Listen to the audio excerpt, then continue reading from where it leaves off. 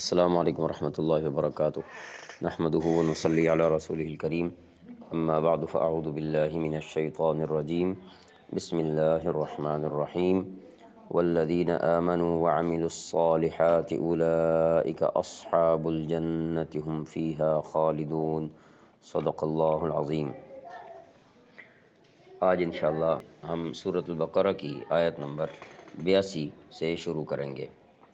والذین، اور جو لوگ آمنوا ایمان لائے، وعملوا اور انہوں نے کیے الصالحات اچھے عمل، اولئک یہی لوگ، اصحاب الجنہ جنت والے ہیں، ہم فیہا وہ اس میں، خالدون ہمیشہ رہیں گے۔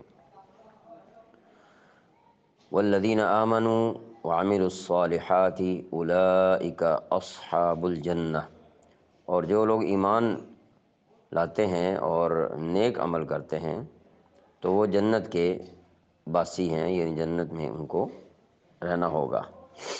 ہم فیہا خالدون، وہ ہمیشہ اسی میں رہیں گے۔ اسی طرح کی بات آیت نمبر 62 میں پیچھے گزر چکی ہے کہ ان الذین آمنوا والذین ہادوا والنصارى والصابئین، یہاں پر 4 قسم کے طبقوں کا ذکر کیا، تفصیل وہاں گزر چکی ہے۔ تو فرمایا من آمن باللہ والیوم الآخر وعمل صالحا، جو اللہ تعالیٰ اور آخرت پر ایمان لایا اور نیک عمل کیے تو ان کے لیے کیا ہے، فلہم اجرہم عند ربہم ولا خوف علیہم ولا هم یحزنون۔ اب ایمان لانے میں یہ جو آمنو کا لفظ استعمال کیا گیا ہے یہاں پر اس آیت مبارکہ میں، والذین آمنو، ایمان لانے میں تمام ایمانیات شامل ہیں، داخل ہیں۔ اللہ تعالیٰ پر ایمان، آخرت پر ایمان، فرشتوں پر ایمان، جنت اور دوزخ پر ایمان، مرنے کے بعد اٹھنے پر ایمان، فرشتوں پر ایمان، حساب و کتاب پر ایمان، یہ ساری چیزیں اس لفظ کے اندر آ جاتی ہیں، آمنو کے اندر۔ اور وعمل الصالحات، اس میں نیک اعمال کی جو بات کی جا رہی ہے تو اس میں نبی کریم صلی اللہ علیہ وسلم کی پوری تابعداری شامل ہے، کیونکہ آپ علیہ السلام کی تابعداری ہی میں جو اعمال ہوں گے وہ نیک اعمال شمار ہوں گے، اور قرآن کریم کی روشنی میں ہی جو اعمال ہوں گے وہ اب نیک اعمال شمار ہوں گے، اس لیے کہ قرآن کریم کے آنے کے بعد یہود کو بھی یہ کہہ دیا گیا تھا آمنوا بما انزلت مصدقا لما معکم ولا تکونوا اول کافر بہ۔ چنانچہ اس آیت مبارکہ نے پچھلی ساری گفتگو کا گویا کہ خلاصہ ذکر کر دیا ہے کہ نبی علیہ السلام پر ایمان لانے کا جو کہا گیا ہے، قرآن کریم پر ایمان لانے کا جو کہا گیا ہے، کیونکہ قرآن کریم حضور علیہ السلام پر نازل ہوا ہے، لہٰذا یہ دونوں لازم و ملزوم ہیں، تو اس لیے حضور علیہ السلام پر ایمان اور آپ ہی کی سنت اور طریقے کو اختیار کرنا، یہ 2 بنیادی باتیں ہیں جن پر عمل کرنے والے لوگ اصحاب الجنہ شمار ہوں گے اور یہ لوگ ہمیشہ جنت میں داخل ہوں گے۔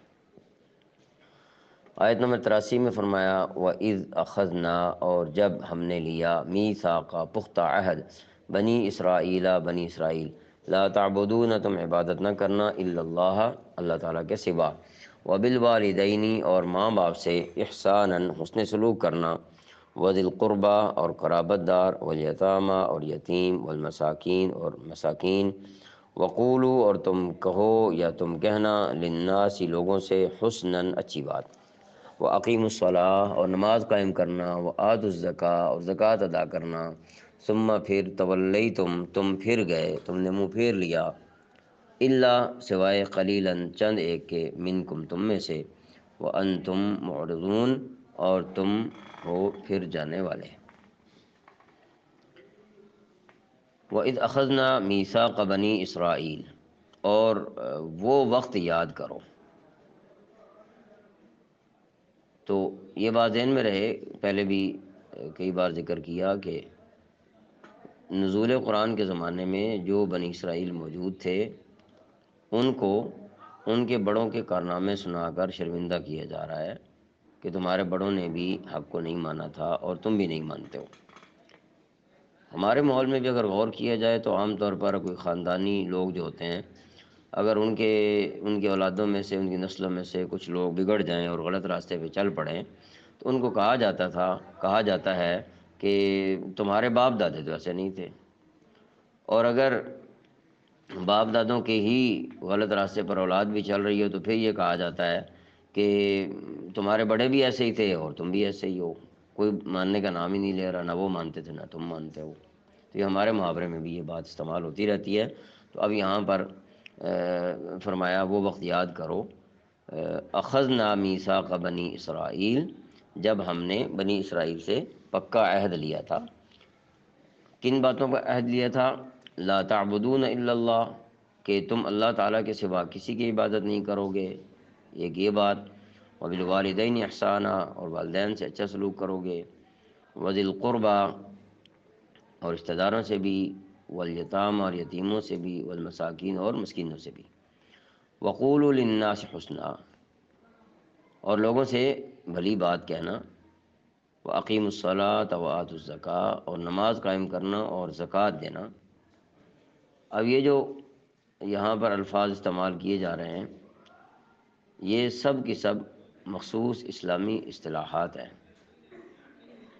یہاں سے یہ نہ سمجھا جائے کہ اسرائیلیوں کو یہ سب احکام ملے تھے، وہ تھے تو انہی باتوں سے متعلق، لیکن ان کی مخصوص بولی میں اور ان کے مخصوص حالات اور ماحول کے مطابق تھے۔ یعنی ہمارے ہاں بھی یہ چیزیں استعمال ہوتی ہیں دین اسلام میں، حضور علیہ السلام کی امت میں، یعنی یہ وبالوالدین احسانہ، اور وذی القربى والیتامى والمساکین وقولوا للناس حسنا، اور اقیموا الصلاۃ آتوا الزکاۃ، یہ چیزیں جو ہیں یہ اسلامی اصطلاحوں کے طور پر استعمال ہوتی ہیں، لیکن ان کے ہاں ان کے جو احکام شریعت تھے ان کے مطابق ہی ان کو یہ احکام دیے گئے تھے۔ لیکن یہ ایسے احکام ہیں جو اب بھی موجود ہیں، لہٰذا ہمیں بھی ان چیزوں کی پابندی کی ضرورت ہے۔ اب اس میں بڑی اہم باتیں ہیں کہ لا تعبدون الا اللہ، اللہ تعالیٰ کے سوا کسی کی عبادت نہ کرنا۔ تو یہ سب سے پہلی چیز ہے کہ اللہ تعالیٰ کی عبادت ہی کی جائے، کیونکہ وہ ہمارا خالق و مالک۔ اور بندوں کے حقوق کے اندر آ کر جو اللہ تعالیٰ نے اپنی عبادت کا ذکر کیا تو اس کے فوراً بعد بندوں کے حقوق میں سے پہلے والدین کا ذکر کیا۔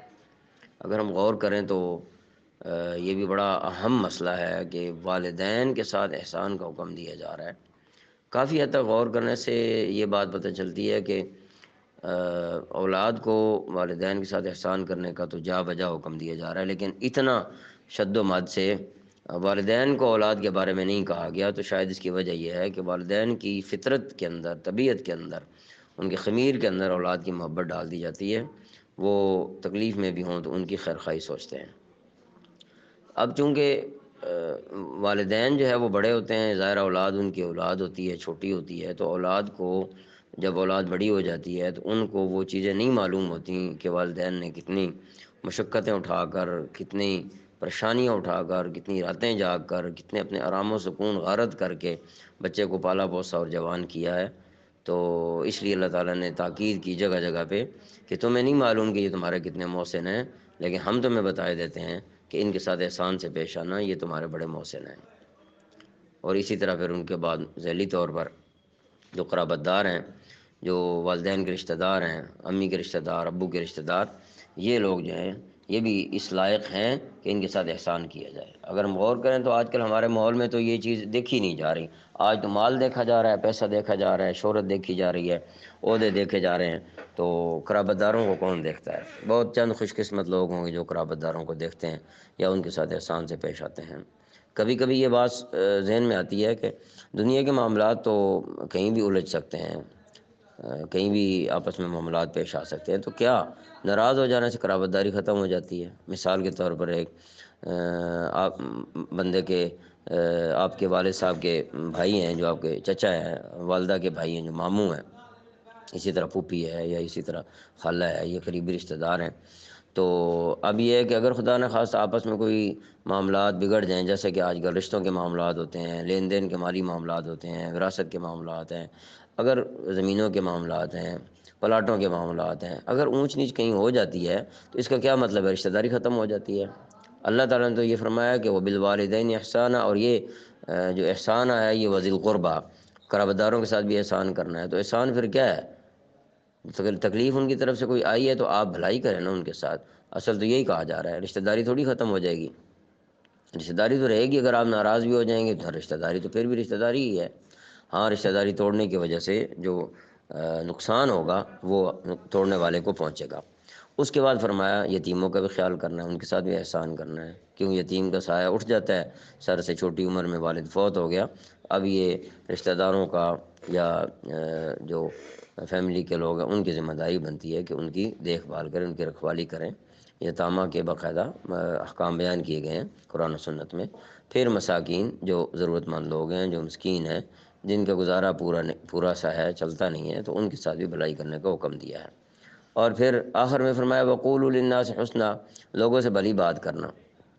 اب کافی اہمیت ہے اس جملے کی بھی کہ یہاں یہ کہا وبالوالدین احسانا، اور اس کے بعد یہ جو لوگ اکٹھے کیے ہیں وذی القربى والیتامى والمساکین، اس کے بعد فرمایا وقولوا للناس حسنا۔ ناس کے اندر تو سارے لوگ آ جاتے ہیں، تو اس سے یہ بات پتہ چلتی ہے کہ اگر آپ لوگ ان کے ساتھ کوئی کمزور ہیں آپ بھی اور بہت کچھ نہیں کر پاتے، کم از کم بات تو اچھی طریقے سے کر لیا کرو۔ ان کے ساتھ الجھنے کی، لڑائی کرنے کی تو کوئی ضرورت نہیں ہے۔ اگر کوئی ایسی بات پیش آ جائے تو ان کا رشتہ تو دیکھو نا کہ میں کس رشتے کے ساتھ بات کر رہا ہوں۔